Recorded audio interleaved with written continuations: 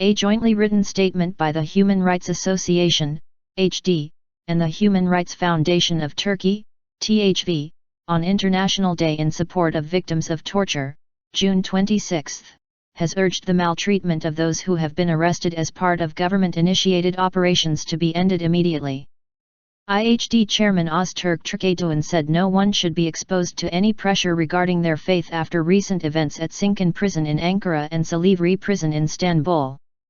The management of those two prisons had refused separate requests from a number of imprisoned police officers and Samanyolu Broadcasting Group CEO Hidayet Karaca, who asked for a sahur, pre-dawn, meal during Ramadan and suggested instead that the police officers keep their lunch to eat for sahur. Muslims who are observing Ramadan eat a sahur before the morning prayers, which signal the start of the day's fasting. Pointing to maltreatment in prisons, Türkdoğan said, "Everybody has rights. The maltreatment applied by the state has often been experienced by people in the country. If Hidayet Karaca wants to have a sahur for fasting, the necessary opportunities should be created by the prison." Karaca has been under arrest since a government-backed police operation against independent media outlets on December 14, 2014.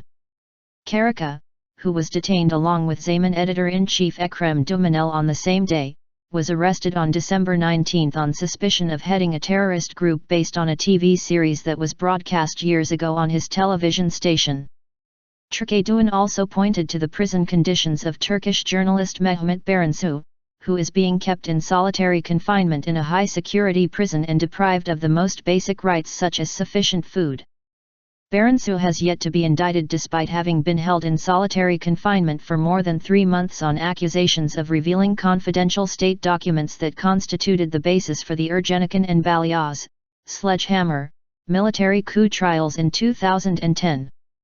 Türkdoğan said the solitary confinement that Baransu is being subjected to is unlawful and a serious breach of human rights. Such practices should not be applied to anyone. If a practice is applied to just one person, this means that the practice is vengeful.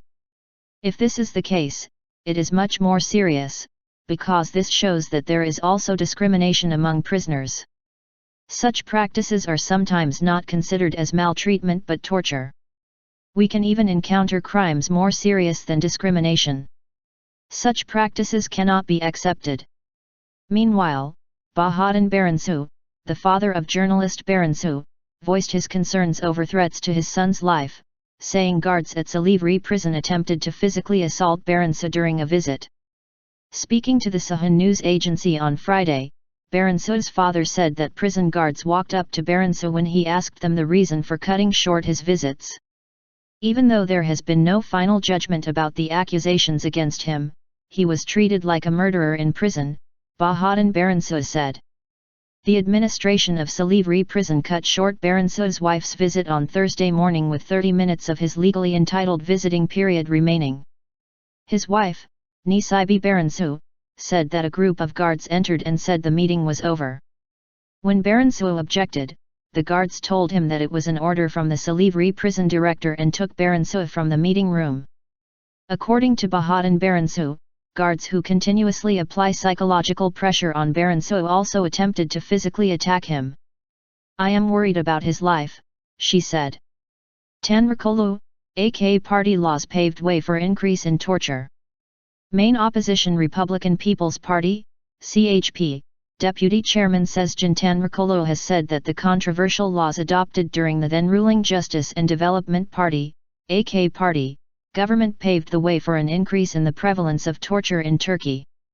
Releasing a written statement on Friday's International Day in support of victims of torture, Tanrıkolu said he is upset and embarrassed that the torture, which became systematic during the September 12, 1980 military coup era, has continued to be a hot issue in the Turkish public agenda. Tanrıkolu said that some of the AK party's controversial laws such as the internal security laws have led to an increase in the number of torture incidents, particularly applied by police officers against Turkish citizens. The internal security law allows authorities to arrest suspects based on reasonable doubt instead of tangible evidence. With this law, the threshold for the burden of proof that is required for obtaining a search warrant was reduced from strong and concrete evidence to mere reasonable doubt. Under this law, the police are not only able to easily search any individual, their home and vehicle, but also easily seize the property of all so-called dissidents on the grounds that they have committed a crime against the government.